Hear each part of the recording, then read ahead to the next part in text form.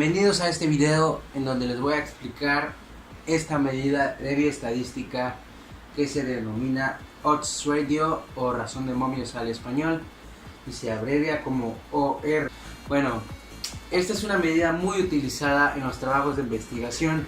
Las investigaciones se dividen en dos tipos: descriptivas y analíticas.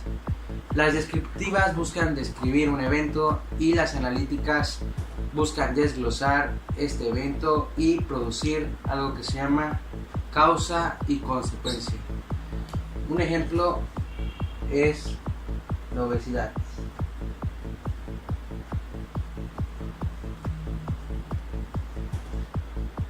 ¿Qué puede llegar a producir en la obstetricia que el parto se produzca por cesárea?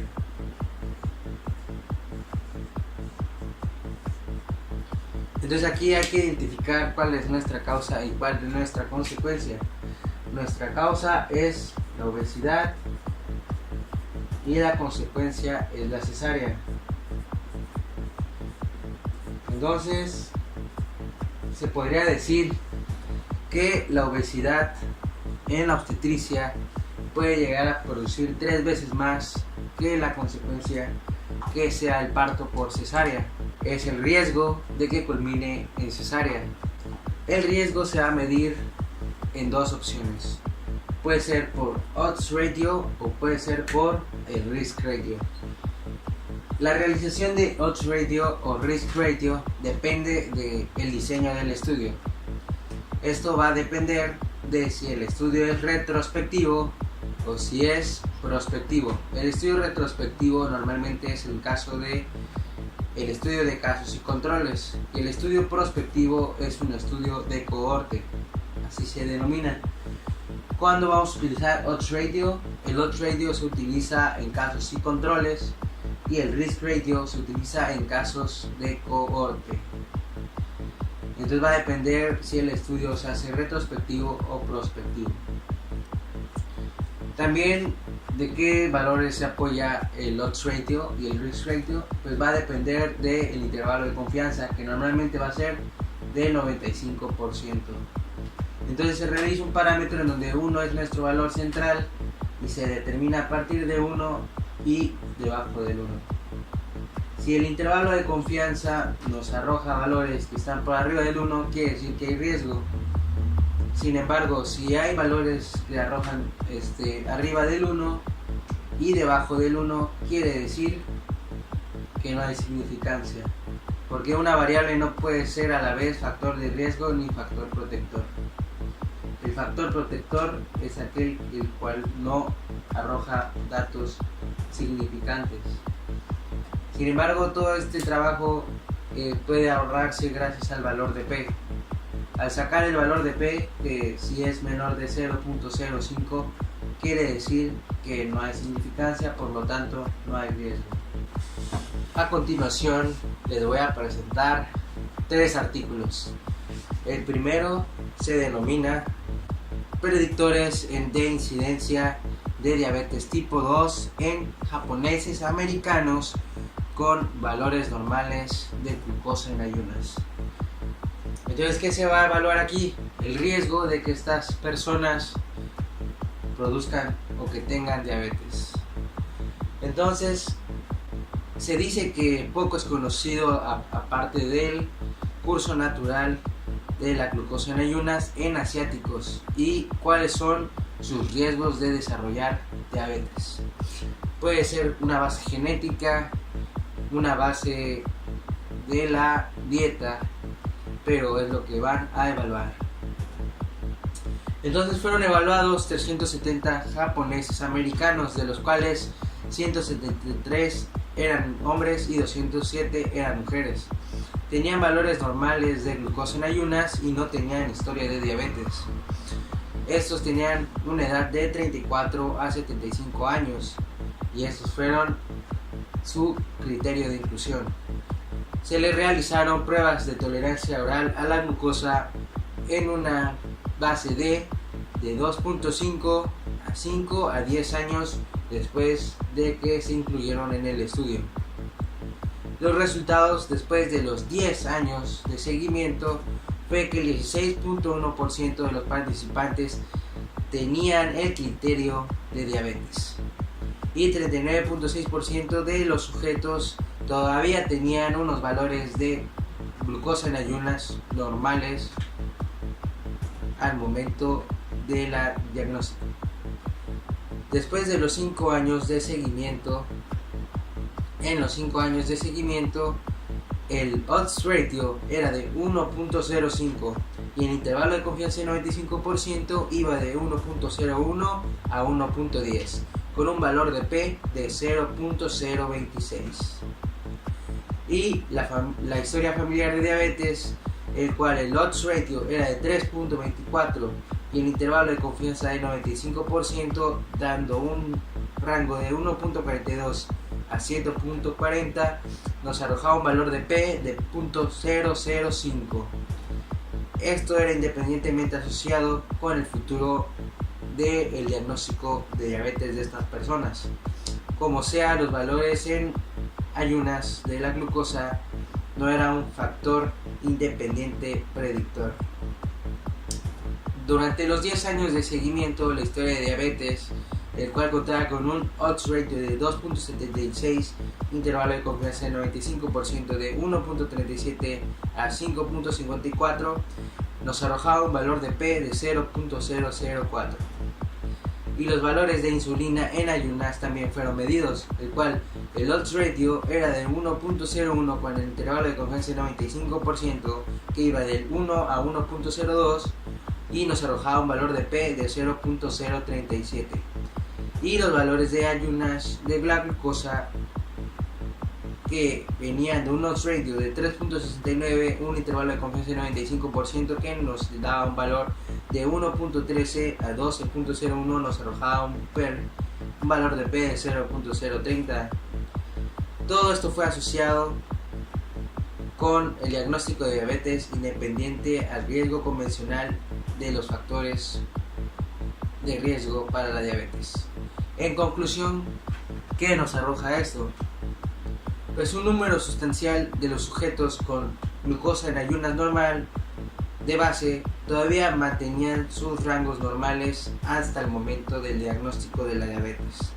La historia familiar de diabetes y los valores de insulina en ayunas y de glucosa se asociaron con la diabetes y su diagnóstico durante los 10 años de seguimiento. Como sea, los valores en ayunas de la glucosa no se asociaron con riesgo de diabetes dentro del término corto de tiempo del periodo de 5 años. O sea que en el valor del periodo de 5 años no hubo un factor de riesgo hasta que se midió hasta los 10. Esto nos puede dar que en un intervalo de tiempo de 10 años sí se puede producir un factor de riesgo, se puede llegar a producir diabetes con una historia familiar de diabetes.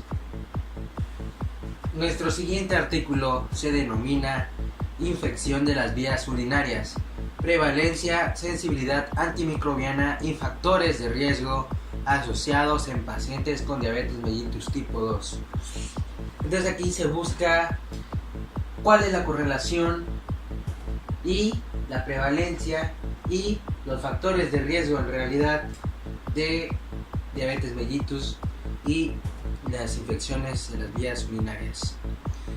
Entonces se busca determinar la prevalencia de las infecciones de las vías urinarias, la sensibilidad antimicrobiana y los factores de riesgo asociados en pacientes con diabetes mellitus tipo 2.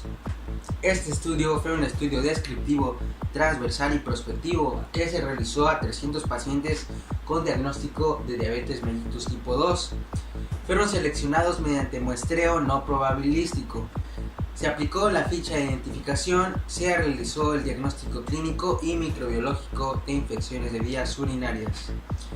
El análisis estadístico se realizó a través de la razón de momios, que es el odds ratio. Se realizó intervalos de confianza y chi cuadrada. Los resultados fueron que el porcentaje total de la infección de las vías urinarias fue de 17% y se presentó 12.5% de bacteriuria asintomática y 38.4% de bacteriuria sintomática. de los cuales la P fue de 0.000 con un odds ratio de 4.38 del intervalo de confianza de 95% que iba de 2.09 a 8.99, del cual se obtuvo una prevalencia de infección de vías urinarias de 6.5% para hombres y 22.8% para mujeres, con una P igual a 0.000, un odds ratio de 4.22 de un intervalo de confianza de 95% del 1.78 al 11.51. Del análisis microbiológico se aisló Escherichia coli en 68.6%, seguido de Klebsiella en 13.7%. En relación con la sensibilidad de los antibióticos, Escherichia coli presentó 74.3% de resistencia a la ciprofloxacina y 68.6% a la penicilina. En conclusión, de las infecciones de las vías urinarias, Escherichia coli y Klebsiella fueron las bacterias de mayor prevalencia, con porcentajes altos de resistencia a la penicilina y a la cefalosporina, dos de los antimicrobianos mayormente utilizados en estos procesos, de los cuales los factores de riesgo analizados, solo el sexo se asoció a infección de vías urinarias en el paciente diabético. Y por último, nuestro tercer artículo, que se denomina arritmia concomitante después de una cirugía en pacientes con cardiopatía congénita. Estos pacientes padecieron taquiarritmia atrial con fibrilación atrial, flúter auricular y taquicardia reentrante intraauricular, que frecuentemente ocurre en pacientes con cardiopatía congénita, que puede ser subclínico después de procedimientos quirúrgicos. ¿Cómo se realizó este estudio? Se examinaron 66 pacientes, de los cuales su edad era de 24 a 78 años de edad y poseían varios tipos de cardiopatía congénita. En los resultados, la arritmia concomitante después de la cirugía se realizó en los pacientes. La cirugía con una historia de simplemente fibrilación atrial de 46 pacientes la padecían, fibrilación con flúter auricular en un número de 6 pacientes y una combinación de flúter auricular con fibrilación y taquicardia reentrante en 14 pacientes. El seguimiento después de la cirugía fue de 1 a 4 años. Entonces la fibrilación atrial volvió a padecerse en 40 pacientes, los cuales representan el 67%, de los cuales 13 o el 22% solo tenían tempranas recurrencias. Ninguno de estos pacientes con solo flúter auricular o taquicardia reentrante después de la arritmia de la cirugía desarrollaron fibrilación auricular después de la cirugía. La edad después de la cirugía era un factor independiente predictor después de la recurrencia de la fibrilación auricular después de la cirugía. Esta tiene un odds ratio de 1.05 y una P de 0.006. El flúter auricular con la taquicardia reentrante ocurrió en 17 pacientes, o sea el 26% después de la cirugía, y esta ocurrió sin antecedentes en 11 pacientes. En conclusión, la cirugía de la arritmia en pacientes con cardiopatía congénita, la arritmia quirúrgica en pacientes con cardiopatía congénita resultó en la recurrencia de una pequeña mayoría de los pacientes después de un seguimiento de 2 años. La fibrilación auricular persistente y una edad mayor de la arritmia quirúrgica se relacionó con mayor recurrencia. Gracias por ver este video y espero que se haya entendido superficialmente lo que significa la odds ratio y cuál es su aplicación en la medicina. Muchas gracias.